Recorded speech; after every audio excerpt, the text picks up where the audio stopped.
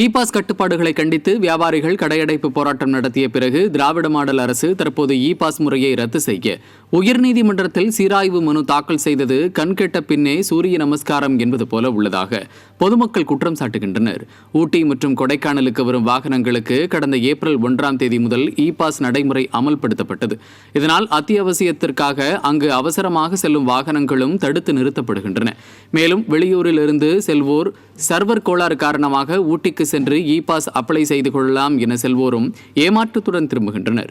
இதனால் தங்களது வாழ்வாதாரம் வருமானமின்றி பாதிக்கப்படும் என்பதால் இ-பாஸ் முறையை ரத்து செய்ய கோரி அம்மாவட்ட வியாபாரிகள் கருப்பு கொடி ஏந்தி போராட்டம், கடையடைப்பு போராட்டம் நடத்தினர்.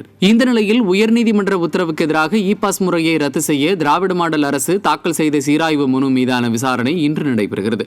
மக்கள் பெரும் எதிர்பார்ப்பையும் பொருளாதார விளைவுகளையும் கண்ட பிறகுதான் திறனற்ற திமுக அரசும் அதிகாரிகளும் சட்ட வழி முயற்சிக்க துவங்கியுள்ளது மக்கள் விரோத அணுகுமுறையின் சாட்சியாகவே பார்க்கப்படுகிறது.